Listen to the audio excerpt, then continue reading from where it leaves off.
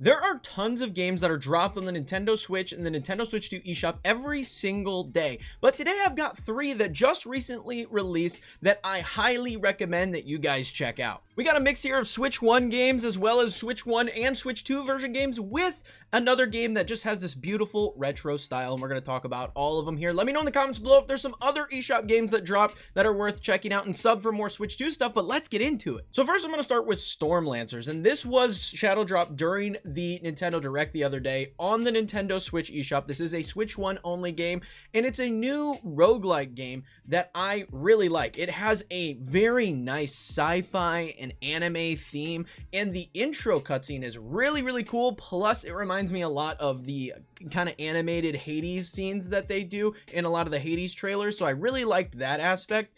And in this game, you crash land on this planet and are given the power to be brought back to life upon being defeated by these magical little creatures that are really cute. They kind of remind me of the creature in Ori, and they turn you into a Storm Lancer. That's essentially the person that can be brought back to life to continue going through the runs.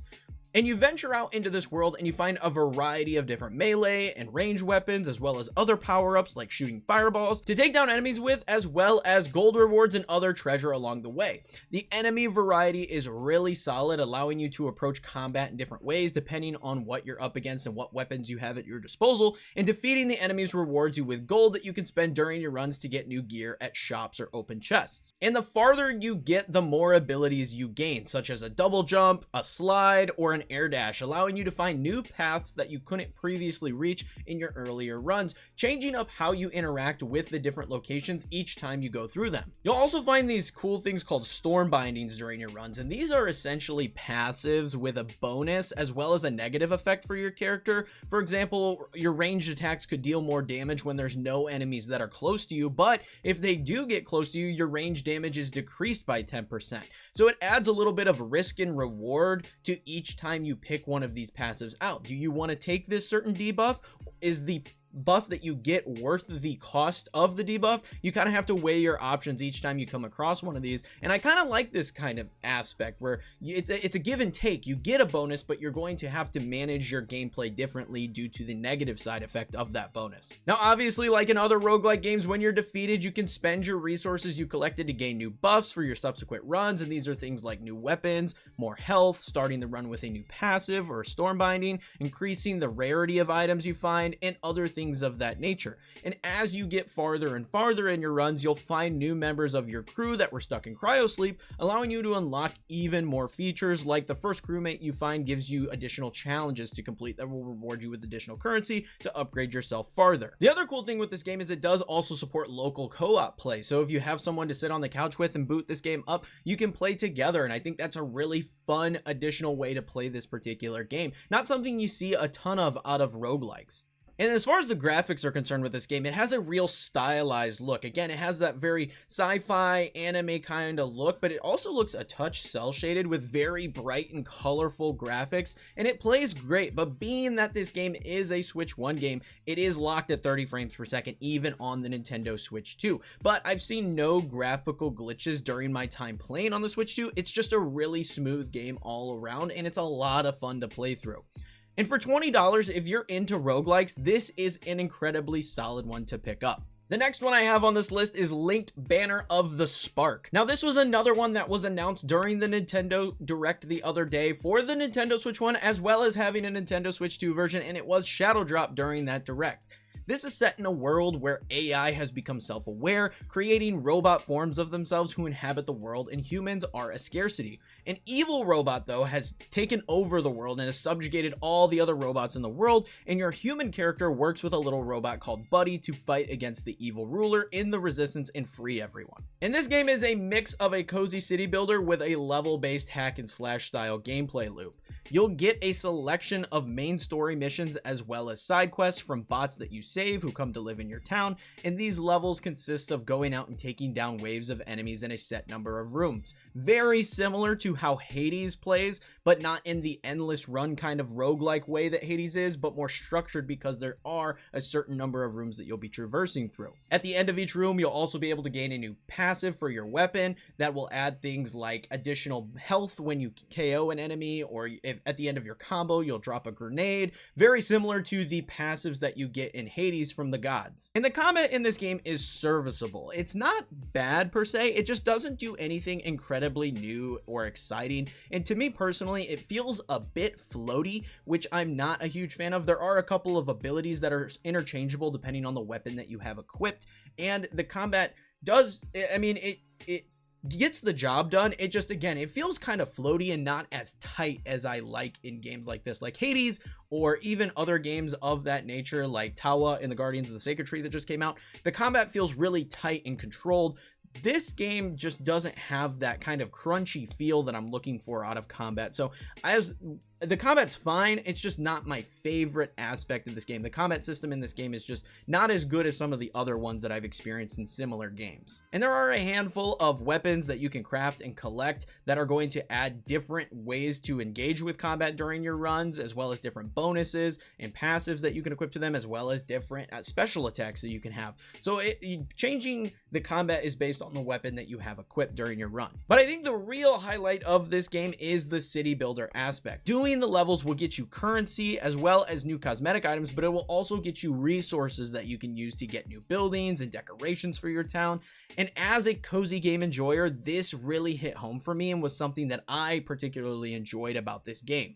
And the game looks really good. It's bright, it's colorful, and the Switch 2 version runs at a solid 60 frames per second. However, at the end of levels, and this is the only place that I actually noticed this issue, there will be an occasional frame dip. You'll like use your little robot puppy pal to like fly to the next zone, and during that section there always seems to be a little bit of a frame dip. I don't know why this is. It's the only place in the game that I've encountered this, but it is there, so I figured I would bring it up.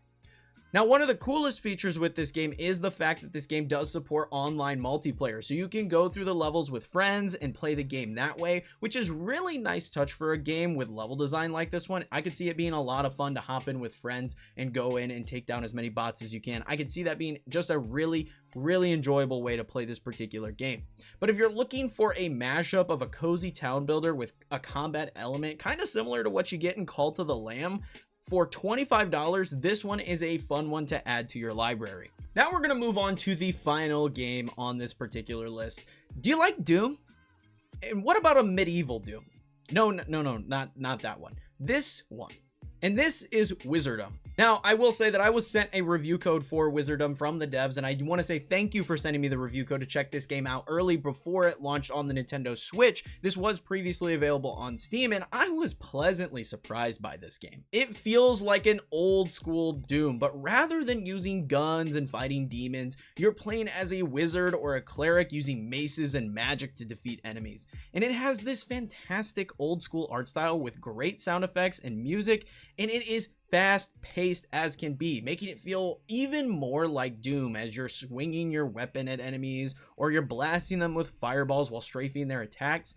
And there are a variety of different weapons and tools that you can find in each level, giving you a bunch of different ways to approach combat. And the difficulty in this game is there. Let me tell you, this game is tough. Getting hit by an enemy really hurts, making this game feel very challenging, but rewarding when you do lock in and start ripping through enemies. Now, at the start of the game, there's an option to play as either the cleric or the sorceress, each with their own strengths and weaknesses, changing how you experience the game based on which you choose. For example, the sorceress has less HP, but she can move more quickly, or the cleric is a bit beefier with some different spells at their disposal. So it adds a little bit of variety based on which one you pick. And the levels are also replayable with higher and higher difficulty levels, as well as additional challenges to complete based on doing time trial runs or finding all the treasure or the secrets in the level, which gives a lot of replay value to this game. In between the levels, you can spend your gold to unlock new upgrades for your weapons, increasing their critical hit chance, things of that nature, buy additional potions, or you can get other bonuses like increasing your inventory space.